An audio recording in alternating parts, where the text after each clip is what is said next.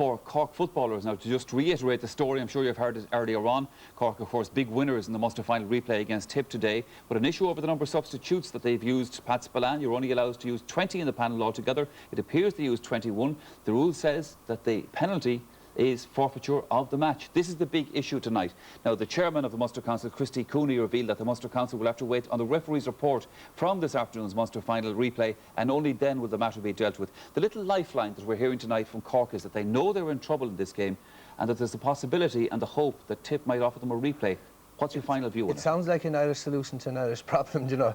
I'd hate to see a repeat of this game because it was such a one-sided contest. You know, the video, I felt I had just seen The Cure for Insomnia. If you saw that video about it was a terrible one-sided game. I don't think it. I think Tipperary have to be awarded the game, full stop. And coming from a Kerry person, that's completely unbiased opinion. Sounds fair enough to you, obviously. But it does, I suppose, put Tipperary in an invidious situation now, Joe Brolly. If the onus, for want of a better word, is on them to make some sort of gesture. It does, because... And the matter will be dealt with by the Munster Council. It's not a GAC. Yes, well, it'll be... I mean, one of the elements that you have to sort of throw into the pot is the element of fair play.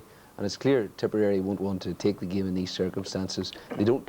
I don't think they would even want to offer a replay. I think they would just prefer to see Cork going on and them going to play. Because if a replay is offered, and obviously Cork would play that, it would mean, I would imagine, Tipperary being thrashed again, and then a situation where their qualifier with Mayo was put back another week, and it would be very demoralising for Tipperary in a situation that isn't of their own Remember the making. last championship game that was replayed was Laois and Carlow, where there was a disputed point, and obviously Laois agreed to, was it Laois or Carlow, I can't remember, agreed to a replay. That's right, yes. But I mean, that wasn't a breach of rules. This is a very tricky wicket for the Munster Council to deal with, because it's a breach of rules, and it says forfeiture of game is the penalty. Because, as we said earlier on, rules is rules at the end of the day. I mean, it might be... No, but they're not really in the GAA situation, and I mean, I think that so often in the past there have been flagrant breaches of the rules, but it's been glossed over, and I think that this is an occasion where, as a matter of fairness, because I mean, at the end of the day, the GAA has to reflect the people in the membership and all of that. And as a matter of fairness and fair play, they should recognise Cork's mistake in a fine or something like that.